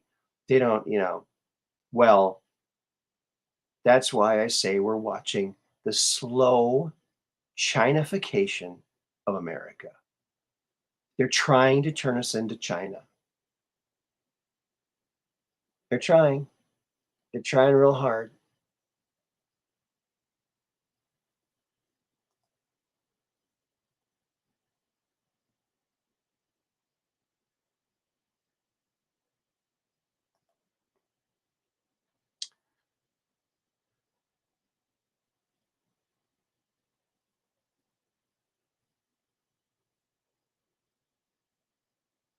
Oh, the ones that come onto chats and argue with you about their country are called Wu Mao. They're paid shills, grandmas that the CCP pays to defend China. Okay.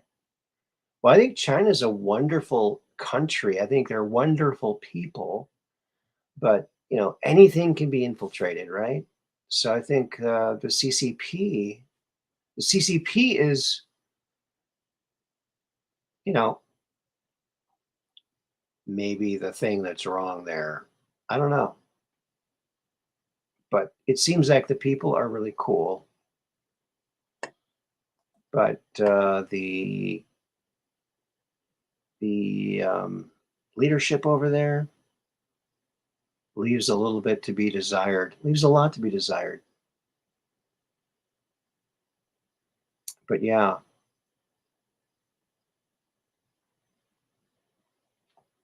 Oh, okay. Sadly, Queen Alameda's vote of no confidence only brought on the evil empire that was infiltrated and conspiring to perpetrate their will on the people. Well, but we got the MAGA people coming in, the America First people. And Terry Hopper's in the house.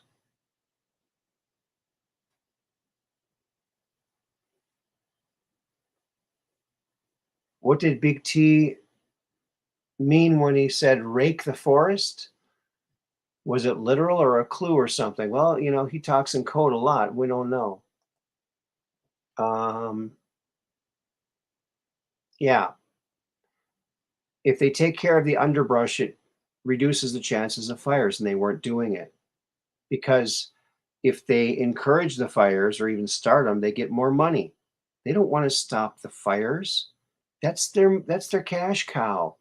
Plus, it's how they're clearing the land to put in the monorail, right?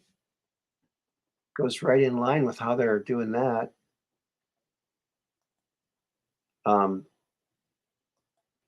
I hope Murkowski gets voted out too. They got a crazy voting system up there in Alaska, but things are looking up for the people here. I think we might just save our country. And so, thank you to everyone out there who's doing your part. I think it's an exciting time to be alive, and support your um, favorite newscast. I like Red Pill 78. He's pretty cool, and BCP and X22 Report, and we know, and Jordan Sather too. Very good guy, smart guy. Yes.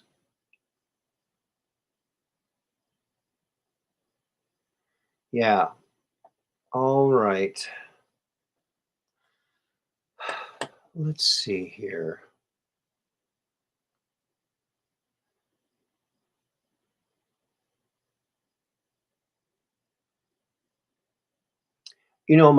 My son, he pops in the chat every now and then. I'd like to have him on here. Oh, you know what else? Oh, I forgot to check my inbox here for those pictures my son sent. Here they are.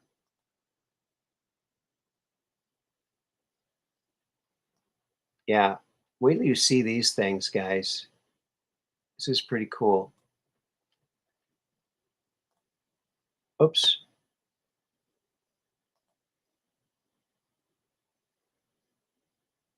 Okay, yeah, that one too. All right.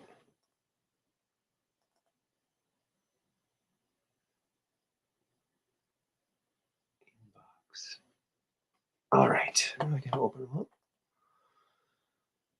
So my son made a wooden sword for um, for one of Emery's brothers, and then the other brother wanted something. So I'll show you what those are. It's very cool.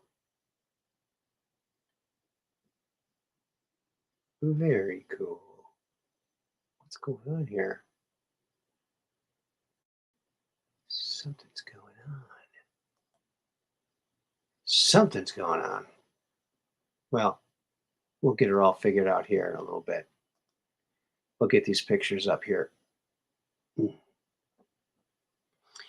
You know, I have an old pair of crutches, and that I've been using those just to kind of like hang from my armpits and my arms to kind of stretch out my back, and that's been helping a little. It has actually been helping. So I I recommend that. So here are the pictures. Okay, good. Now I can do this. All righty then. So here's that wooden sword that he made. It's all wood. You know, it's not sharp. It's got, blunt edges and stuff. It's nice though. It's kind of a cool design. But then the other boy, he wanted something different. And so I'm going to show you what that is. And it's pretty cool, actually.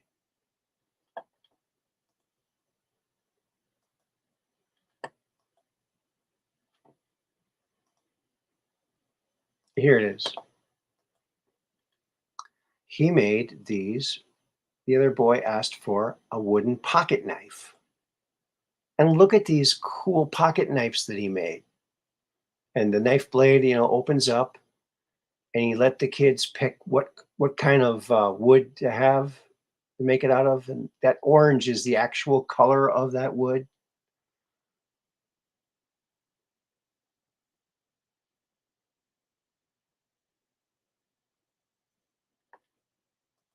Isn't that nice? That's my son made those. And they're laying on top of a board that he made, or a table, or a cutting board with acrylic and bullets in it. Bullets. Yes. See, Aaron, everyone loves it. Oh, is my computer freezing?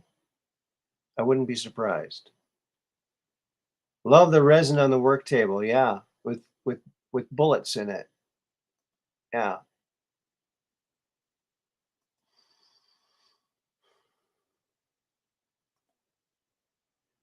Now that is cool. The orange one looks like a Swiss Army knife. Yeah. And that's the natural color of that wood. It's an exotic wood. Actually, and that's zebra wood is the dark and light color. That's zebra wood. And the other one, the orange one, I can't remember what that's called, but I was with him when he bought that wood in Minneapolis. Um, those are cool as heck. I love wooden weapons. I have a handmade 2 wood 3-layer bokken. Bokken? Okay, awesome. He let the kids pick out what kind of wood they wanted for the blade and for the handle. And then the middle piece is different too. Very, very cool. So I want to have him on sometime and he can show this stuff. But you know what I want to talk to him about? I don't think I've talked to him about it yet, but I think I might want to put something in my front yard. What do you guys think? It's something that people used to put in their yards years ago. A magical fun thing that people don't do anymore. I see very seldomly, never. And that is a wishing well. Do you remember wishing wells? I think wishing wells are cool. And I thought, well, maybe I could get my son with his acrylic, you know, uh, work. Maybe like at the bottom of the well, we could have like the bottom of it could be acrylic, but in the acrylic could be coins. So there always would be coins in there. Be kind of cool.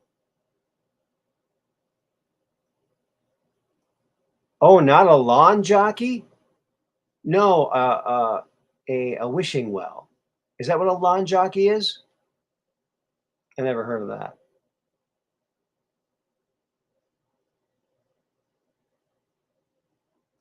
Oh, I grew up with a wishing well my grandpa made. Yeah. You see, you go up, you throw a penny and you make a wish, and it's magical. Why don't people have magical things in their yard anymore?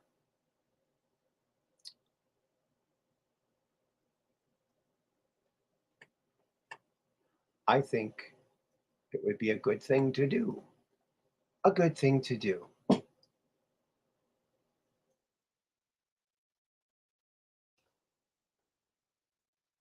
And it might be a way to make extra money too. Every week you empty it out, get all that change. There you go. Could be the retirement fund there that we're all waiting for. No, just kidding. It's just a magical thing for kids and adults. I mean, I just think, and there would, my son could make them, and I think it'd be great. It would be great. So here's some right here. Remember these folks? Remember these babies? They're magical. There's something magical about a wishing well.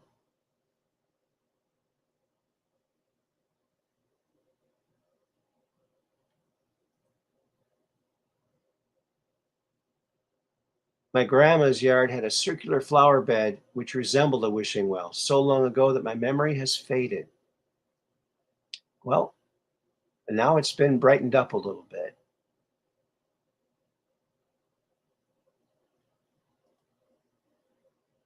I used it, okay,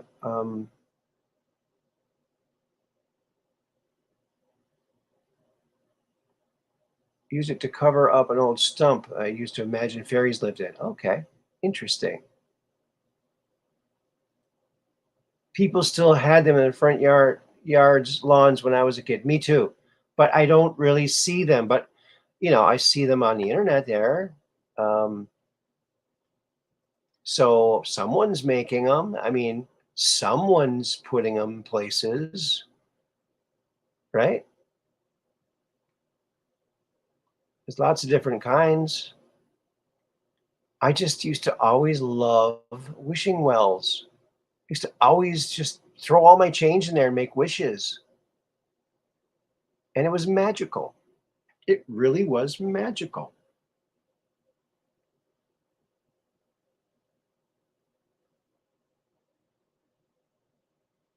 Yeah, maybe if we all make the same kind of wishes, we can make the world better. Like, I wish there was no more gender bull crap.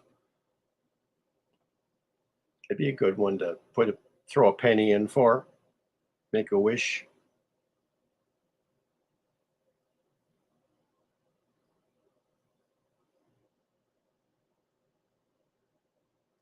Yeah, that could be JJ Gem T9. Um, it could be that we used to have our own wells a lot more back in the day. They don't want us to have our own source of water now. They want us to be hooked up to the grid. Yeah. Yeah, but a lot of the wishing wells weren't really wells. They were just a magical thing for kids to throw pennies in, you know, and make a wish and be a magical thing. I don't know. I just think they're cool. Too cool for school.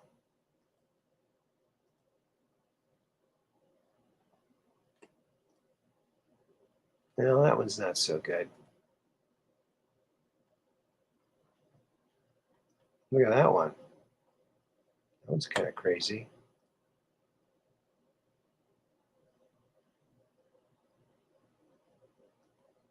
Yeah, eliminate all the gender BS. Yeah, yeah. Frankenstein surgery never cured any psychological problem ever. Okay. Frankenstein surgeries have never cured psychological problems. I think they only create more. And they create a lifelong customer for hormones and all kinds of all that crap. Yeah.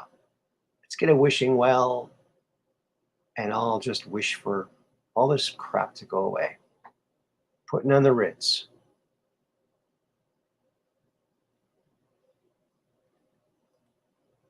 The only way we're going to eliminate the gender BS is to go back at them when they spout that BS. Yes, we need to be louder than they are because it's stupid.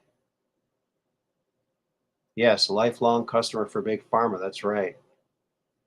Even watching videos here on YouTube, they're allowing these really atrocious ads where this young kid, he's like teen, he's talking about, oh, I just got my cheeks and my chin done. Oh, I'm so happy with my new look.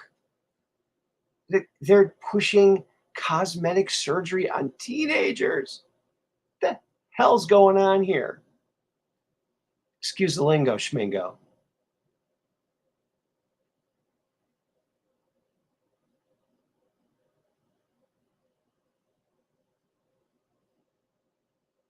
Oh, putting on the Ritz from Frankenstein. Oh, I gotcha.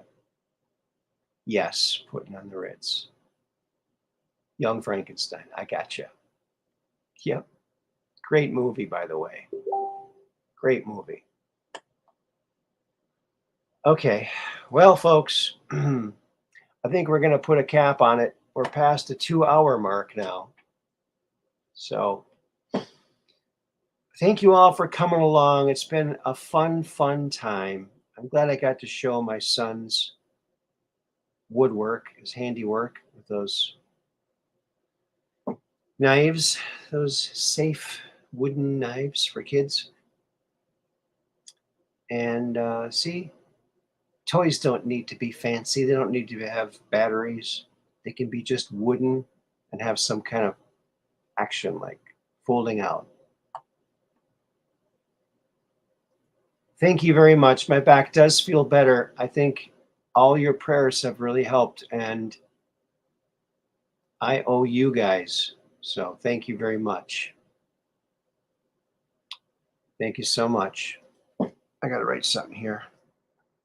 Thank you all very, very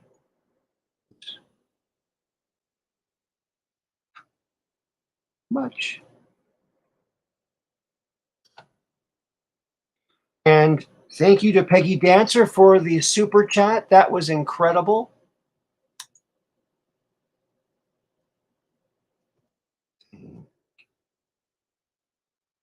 You, oops.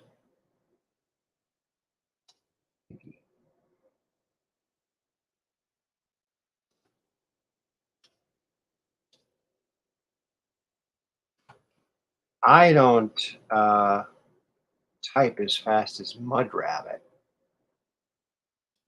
But there we go.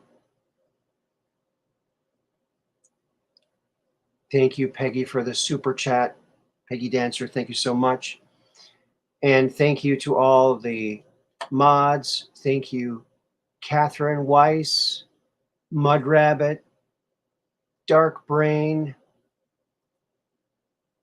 and everybody else. Oh, look, and she says, you're welcome, Aaron. Oh, and 2 hearts. Thank you so much. You guys are awesome. You guys rock. So remember now we have Sunday shows. So Monday, Wednesday, Friday, and Sunday. So I'm a busy guy now. Busy. And Sundays are the Quest for Truth with Andrew DiPashago. And 3 Sundays from now will be the question and answer for Andy. So get your questions ready. You can email them to me or just write them in the chat during the show. So with that, I bid you a farewell and good night. I hope you all have a very good dream. And I want you to keep because we're just downrange of strange, where the outrageous is contagious and the paranormal is the new normal. I almost forgot to say that. So keep your cameras pointed to the skies. so you can take a picture of that UFO and come on to the Truth Quest and talk about it. Until then, peace in.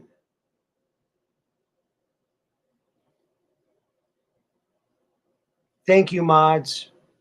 The Ultra mods rock. Thank you very much. Peace in.